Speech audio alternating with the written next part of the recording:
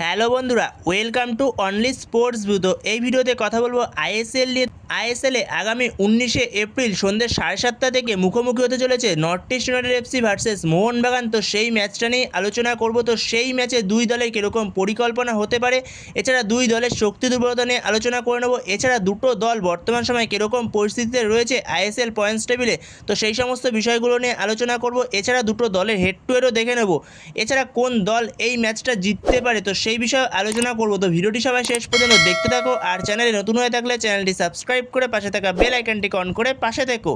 তো আগামী 19শে এপ্রিল রোববার দিন মুখোমুখি হচ্ছে গুয়াহাটি ইন্দিরা গান্ধী স্টেডিয়ামে north East United FC versus Mohun Bagan. তো সেই ম্যাচের আগে দুটো দলের বর্তমান পরিস্থিতি যদি দেখা যায়, একটা দল রয়েছে বর্তমান সময় মোহনবাগান রয়েছে পয়েন্টস টেবিলে 2 নম্বরে, যেখানে মোহনবাগান 8 ম্যাচ শেষে 5 জয় এবং 2টো ড্র এবং একটা হারের ফলে মোহনবাগানের পয়েন্ট হলো 17।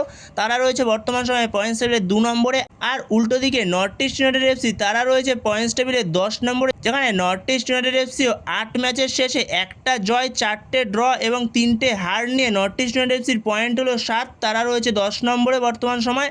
তো নর্থ ইস্ট ইউনাইটেড এফসির টিমটা আগের মরশুমে দুরন্ত টিম ছিল। তো সেই টিম থেকে কিছু প্লেয়ার বেরিয়ে যাওয়ার ফলে নর্থ ইস্ট ইউনাইটেড এফসির টিমটা এই মরশুমে এরকম হয়ে গেছে, যেখানে নর্থ ইস্ট ইউনাইটেড এফসির টিমটার কোনো মতেই 10 নম্বরে এখন থাকার কথা না। যেখানে নর্থ ইস্ট ইউনাইটেড এফসির টিমে আলাদিন আজেরির মতো প্লেয়ার ছিল, এছাড়াও মোহাম্মদ আলী বেমামারের মতো প্লেয়ার ছিল। যেমন মোহাম্মদ আলী বেমামার সে চেন্নাইন এফসিতে চলে গেছে নর্থ ইস্ট ইউনাইটেড এফসি থেকে। এছাড়াও আলাদিন আজেরি সে ইন্ডিয়ান ফুটবল ছেড়েছে, সে লোনে খেলতে চলে গেছে। তো সেখানে বেশ কিছু এফেক্ট তো পড়েছেই এই নর্থ ইস্ট ইউনাইটেড এফসির টিমটার মধ্যে। তো সেখানে নর্থ ইস্ট ইউনাইটেড এফসির টিমটা এই মরশুমে আইএসএলে একদমই এখনও পর্যন্ত ভালো কিছু করতে পারেনি। তো সেখানে নর্থ ইস্ট ইউনাইটেড এফসির টিমে এই মরশুমে ডিফেন্সেও প্রবলেম দেখা যাচ্ছে, প্রচুর প্রবলেম দেখা যাচ্ছে। তারা প্রচুর গোলও হজম করে ফেলছে। তো সেক্ষেত্রে অ্যাটাক, ডিফেন্স এবং মাঝমাঠ প্রত্যেকটা জায়গাতেই কিছু না কিছু সমস্যা রয়েছে নর্থ ইস্ট ইউনাইটেড এফসির টিমটার এই মরশুমে। আর উল্টো দিকে মোহনবাগানের জন্য এই ম্যাচে একটা খারাপ খবর তো রয়েছে। মোহনবাগানের আলবার্তো রড্রিগেজ সে হয়তো এই মরশুম থেকে পুরোপুরি ছিটকে গেছে। এই মরশুমে হয়তো আর আলবার্তো রড্রিগেজকে আমরা পাবো না মোহনবাগানের ডিফেন্স লাইনে। তো সেখানে মোহনবাগানের জন্য একটা বড় ধাক্কা এই আলবার্তো রড্রিগেজের ছিটকে যাওয়াটা, যেখানে আগের দিন পাঞ্জাব ম্যাচে আলবার্তো রড্রিগেজ পায়ে চোট পেয়ে উঠে গেছিল এবং পরবর্তী সময় যেরকমটা আপডেট পাওয়া গেছে আলবার্তো রড্রিগেজের ACL2 ইনজুরি হয়েছে। তো সেরকমই আপডেট রয়েছে। তো সেখানে আলবার্তো রড্রিগেজকে হয়তো আমরা এই মরশুমে বাদবাকিটুকু আর পাবো না। তো সেখানে মোহনবাগান টিমটার মধ্যেও কিছু সমস্যা দেখা যাচ্ছে, যেরকম আগের দিন আপুয়া ছিল না, তো আপুয়ার অভাবটা পুরোপুরি দেখা গেছে মাঝমাঠে। তো আপুয়াকে হয়তো আমরা এই নর্থ ইস্ট ম্যাচেই দেখতে পারবো। তো সেখানে মোহনবাগানে আলবার্তো রড্রিগেজ না থাকাতে ডিফেন্সটা একটু উইক তো হবেই, যেখানে টম অ্যালডেডের প্রতি ভরসা করতে হবে এবার কোচকে। এছাড়া ওপরে অ্যাটাকের ক্ষেত্রেও ঠিকঠাক ফিনিশিং আসছে না। অনেক হয়তো অ্যাটাক করছে মোহনবাগান, তো তা সত্ত্বেও গোল আসছে না। তো সেগুলোকে ঠিক করতে হবে, কারণ ফিনিশ যদি শেষ মুহূর্তে না করতে পারে তো সেক্ষেত্রে পয়েন্ট পাওয়া খুবই ডিফিকাল্ট হয়ে পড়বে। যেখানে মুম্বাই বর্তমান সময় 18 পয়েন্ট নিয়ে 1 নম্বরে রয়েছে এবং সেকেন্ড স্পটেই রয়েছে মোহনবাগান 17 পয়েন্ট নিয়ে। তো এই ম্যাচটা যদি মোহনবাগান জিততে পারে, আশা করি এই ম্যাচ থেকে মোহনবাগান 3 পয়েন্ট পাবে। যদি কোনো অঘটন না ঘটে তো সেক্ষেত্রে মোহনবাগান 3 পয়েন্ট পাচ্ছে এই ম্যাচ থেকে। তো এই ম্যাচটা যদি মোহনবাগান জিতে যায় তাহলে মোহনবাগান ইজিলি 1 নম্বরে চলে যাবে। আর উল্টো দিকে যদি মুম্বাই সিটি এফসি কোনো রকমে পয়েন্ট ড্রপ করে তো সেক্ষেত্রে মোহনবাগান ইজিলি 1 নম্বর স্থানে উঠে যাবে। তো আইএসএলের মঞ্চে নর্থ ইস্ট ইউনাইটেড এফসি আর মোহনবাগান মোট মুখোমুখি হয়েছে 12 বার। তার মধ্যে মোহনবাগান জিতেছে 9 বার এবং নর্থ ইস্ট জিতেছে 2 বার এবং 1 বার তাদের মধ্যে ড্র হয়েছে।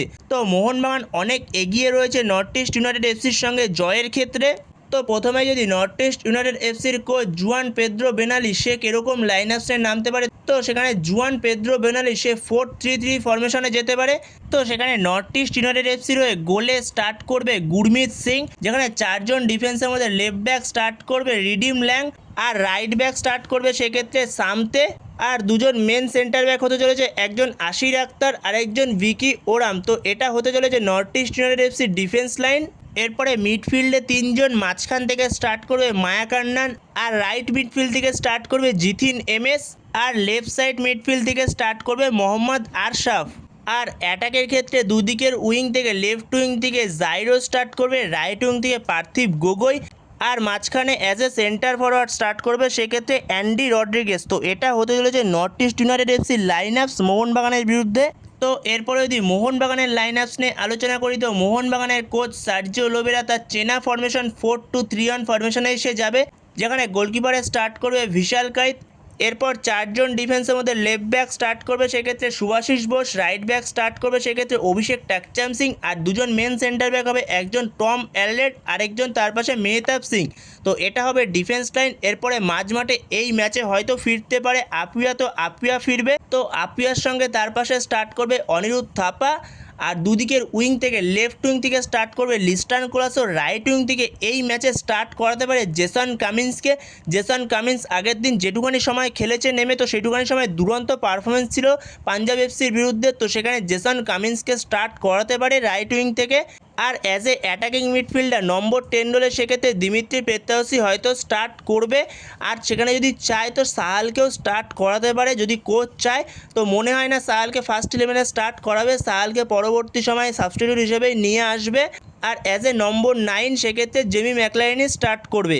তো এটাই হবে মোহনবাগানের লাইন আপস নর্থ ইস্ট ইউনাইটেড এফসির বিরুদ্ধে। কিছুটা হলেও চাপ হবে ম্যাচটা, যেহেতু নর্থ ইস্টের ঘরের মাঠে ম্যাচ, যেহেতু এটা অ্যাওয়ে ম্যাচ মোহনবাগানের জন্য, তো কিছুটা হলেও চাপ হবে, কিন্তু ম্যাচটা ইজি ম্যাচ মোহনবাগানের জন্য। মোহনবাগান এই ম্যাচ থেকে 3 পয়েন্ট আশা করাই যায়। তো সেই জায়গাতে মোহনবাগান এরকম লাইন আপস নিয়েই নামতে চলেছে মোহনবাগানের coach Sergio Lobera North East United এফসির বিরুদ্ধে। তো তোমাদের কী মনে হয়, মোহনবাগানের কোচ সার্জিও লোবেরা সে কি কোনো চেঞ্জ করতে পারে লাইন আপসে, নাকি এরকম সেম লাইন আপস নিয়ে সে যেতে পারে? তো তোমাদের মতে যদি অন্যরকম কোনো লাইন আপস যদি হয়ে থাকে, তো সেটা অবশ্যই কমেন্ট করে জানিও। তো এই ভিডিওতে এই পর্যন্তই। তো এই ভিডিওতে এই আপডেটগুলো নিয়ে আলোচনা করার ছিল। তো ভিডিওটি ভালো লাগলে অবশ্যই লাইক শেয়ার সাবস্ক্রাইব করতে ভুলো না। তো নেক্সট ভিডিওতে দেখা হচ্ছে, ততক্ষণের জন্য বাই বাই।